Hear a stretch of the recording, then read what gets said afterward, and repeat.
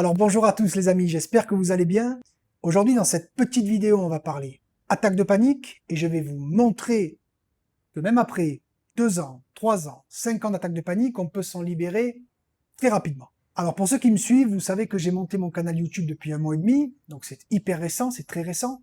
Et si je l'ai fait, c'est pour, à ma petite échelle, mon petit niveau, si je peux aider un maximum de personnes, moi qui ai connu l'anxiété généralisée, les attaques de panique, la dépression, j'ai envie de vous partager mes conseils, ce qui m'a aidé, les erreurs que j'ai faites, et surtout ce qui m'a permis de me libérer totalement de tous ces troubles qui sont horribles.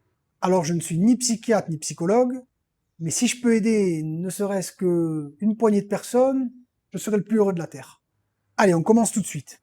Pour moi, il y a 3 erreurs fondamentales que vous ne devez pas faire quand vous souffrez d'attaque de panique. La première erreur, c'est d'être traumatisé par la première attaque de panique. Bien souvent, la première attaque de panique va tellement être forte, d'ailleurs elle va très souvent vous conduire aux urgences, mais elle va tellement être traumatisante pour vous, qu'après cet épisode, vous allez en permanence vivre dans la peur de faire une prochaine attaque.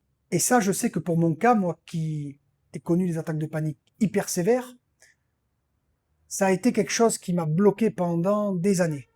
En fait, j'en étais arrivé à un point où j'avais peur d'avoir peur, j'avais peur d'attaque de panique.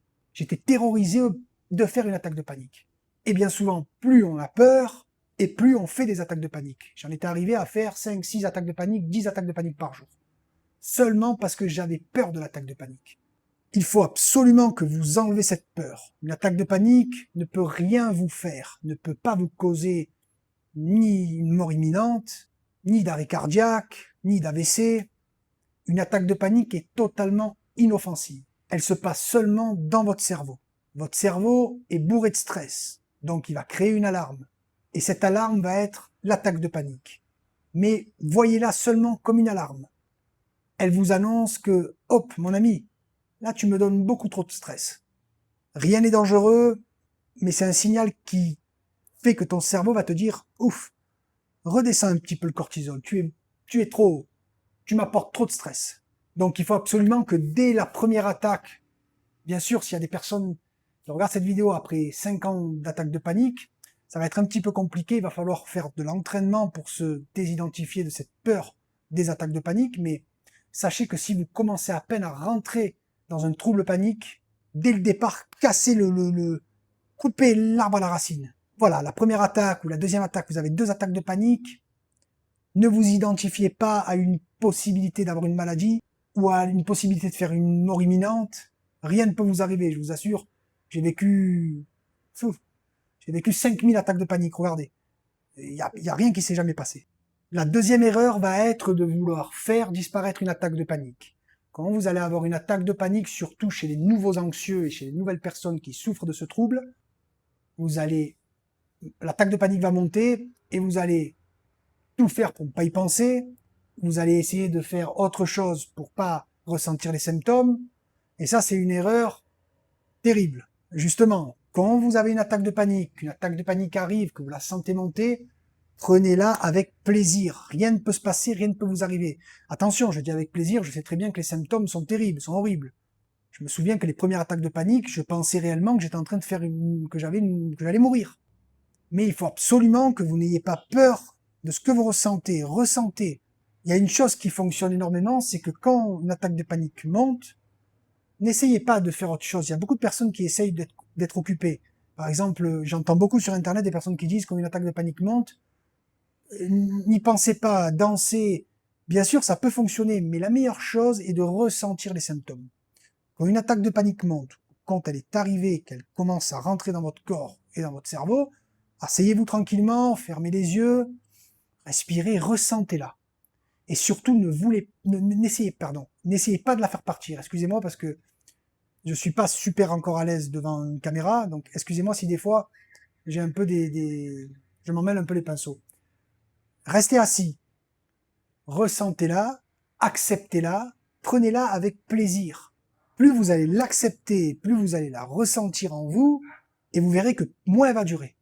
Et la troisième erreur, c'est une erreur que j'entends énormément, et c'est une erreur aussi que moi j'ai pensé avoir quand je souffrais d'attaques de panique et d'anxiété sévère. Je pensais être malade. L'anxiété n'est pas une maladie. Il y a des psychologues, des psychiatres qui vont vous dire que c'est une maladie. Pour moi, l'anxiété n'est pas une maladie. La dépression est une maladie. Mais l'anxiété n'est pas une maladie. 95% des personnes sur Terre souffrent d'anxiété. Je crois que c'est 50 ou 60% de personnes qui feront une attaque de panique dans leur vie.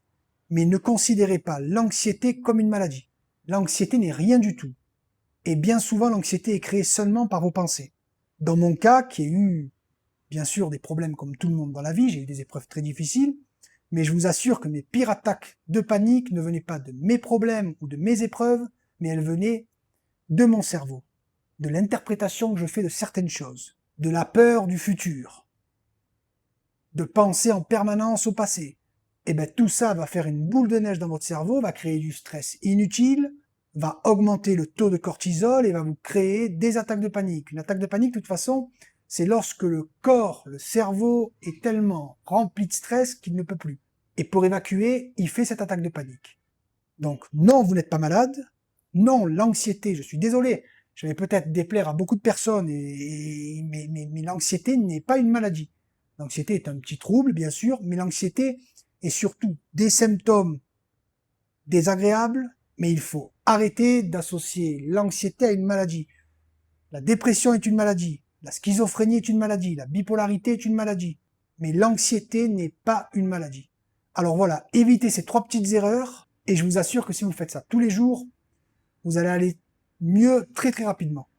Surtout, gardez espoir, gardez confiance, vous inquiétez pas, vous pouvez en sortir. Moi, j'ai vécu réellement plus de 10 ans avec ces troubles, mais j'ai eu 3 ans où vraiment ils ont été tellement sévères que ça allait très très loin, comme je vous ai dit, pardon. J'ai souffert, ça allait jusqu'à souffrir de déréalisation. Mais j'en suis maintenant sorti totalement. Bien sûr, parfois j'ai des symptômes, mais je ne porte aucune importance aux symptômes. Je peux ressentir de la tachycardie, la gorge serrée, les vertiges, ça me fait rien du tout, ça me dure 5 minutes. Comme je ne porte aucune importance, eh ben ça disparaît très très rapidement. Alors, gardez espoir. Merci d'avoir regardé cette vidéo jusqu'à la fin. Pardonnez-moi si je m'emmène un petit peu les pinceaux. C'est une vidéo qui est totalement improvisée. Abonnez-vous si ça vous a plu. Et si vous voulez d'autres vidéos, on se voit très bientôt. Ciao!